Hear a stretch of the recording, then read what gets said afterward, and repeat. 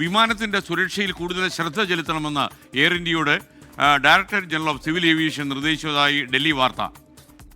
Air ഇന്ത്യയുടെ Boeing 787 വിമാനങ്ങളിൽ നടത്തിയ പരിശോധനയിൽ സുരക്ഷാ പ്രശ്നങ്ങൾ കണ്ടെത്തിയിട്ടില്ല. വിമാന സർവീസുകളുടെ ഏകോപനം ശക്തിപ്പെടുത്താനും DGCA നിർദ്ദേശം നൽകി. അച്യുതൻ ഡൽഹിയിൽ നിന്ന് വിവരങ്ങളുമായി ചേരും.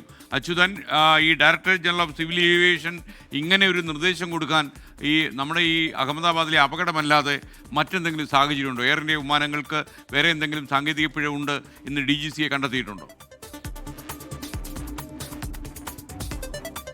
എസ്കേനി, കഴിഞ്ഞ മണിക്കൂറിൽ നിരവധി എയർ ഇന്ത്യയുടെ വിമാനങ്ങൾ റദ്ദാക്കുന്ന സാഹചര്യവും 2-3 വിമാനങ്ങളിൽ സാങ്കേതിക പ്രശ്നങ്ങൾ നേരിടുന്ന തരത്തിലേക്ക് ചില കാര്യങ്ങൾ റിപ്പോർട്ട് ചെയ്യുകയുമുണ്ടായി. അതായത് അഹമ്മദാബാദ് അപകടത്തിന് ശേഷം, വിമാന അപകടത്തിന് ശേഷം ഇന്ന് പുനരാരംഭിക്കാനിരുന്ന അഹമ്മദാബാദ് ലണ്ടൻ സർവീസ് അത് നടത്താനിരുന്ന വിമാനത്തിലും സാങ്കേതിക പ്രശ്നം തിരിച്ചറിയുന്നൊരു സാഹചര്യമുണ്ടായി.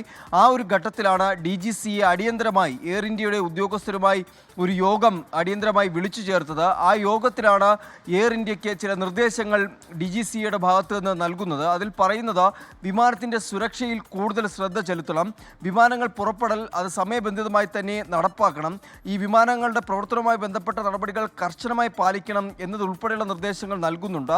അതായത് നിലവിൽ ഇതുമായി ബന്ധപ്പെട്ട്, അതായത് എയർലൈൻ സർവീസുമായി ബന്ധപ്പെട്ട് ഇതിനകത്ത് വരുന്ന കാര്യങ്ങൾ, അതായത് എഞ്ചിനീയറിംഗ് ഓപ്പറേഷൻ ഉൾപ്പെടെയുള്ള എല്ലാ കാര്യങ്ങളിലും ഒരു ഏകോപനം വേണം. ഏതെങ്കിലും തരത്തിലൊരു സാങ്കേതിക പ്രശ്നം ഉണ്ടായിക്കഴിഞ്ഞാൽ അത് ഉടനടി പരിഹരിക്കാനുള്ള സംവിധാനങ്ങൾ, അതിനു വേണ്ടിയിട്ടുള്ള സ്പെയർ പാർട്സ് ഉൾപ്പെടെയുള്ളവയുടെ ലഭ്യത ഉറപ്പാക്കണം എന്നുള്ള നിർദ്ദേശങ്ങൾ എയർ ഇന്ത്യ നൽകുന്നുണ്ട്. വിമാനം റദ്ദാക്കുകയോ അല്ലെങ്കിൽ അതിലേതെങ്കിലും ഒരു പുറപ്പെടാൻ താമസം ഉണ്ടാവുകയോ ചെയ്താൽ ഫിനിഷ് ചെയ്യൂ. എസ്കേൻ, അതായത് വിമാനം പുറപ്പെടാൻ വൈകിയാലോ അല്ലെങ്കിൽ റദ്ദാക്കുന്ന ഒരു സാഹചര്യം ഉണ്ടായാൽ യാത്രക്കാർക്ക് മുൻകൂട്ടി അതിനുവേണ്ട നിർദ്ദേശങ്ങൾ, അവർക്ക് അത്തരം സന്ദേശങ്ങൾ കൃത്യമായി തന്നെ നൽകണം എന്നുകൂടി DGCA ഇപ്പോൾ എയർ ഇന്ത്യ അറിയിച്ചിരിക്കുന്നു. ഒപ്പം ഈ 787 ബോയിങ് വിമാനങ്ങളിൽ ഒരു ആശങ്ക ഉയർന്നിരുന്നു. അത്തരം ആശങ്കകളില്ല, അത് സുരക്ഷാ പ്രശ്നങ്ങൾ ഇതുവരെ കണ്ടെത്തിയിട്ടില്ല എന്നുകൂടി DGCA അറിയിക്കുന്നുണ്ട്. എസ്കേൻ, താങ്ക് യു. അച്യുതനാണ് വിവരങ്ങൾ നൽകിയത്. എന്തായാലും DGCAയുടെ ചില നിർദ്ദേശങ്ങൾ എയർ ഇന്ത്യയെ തേടി വരുന്നു.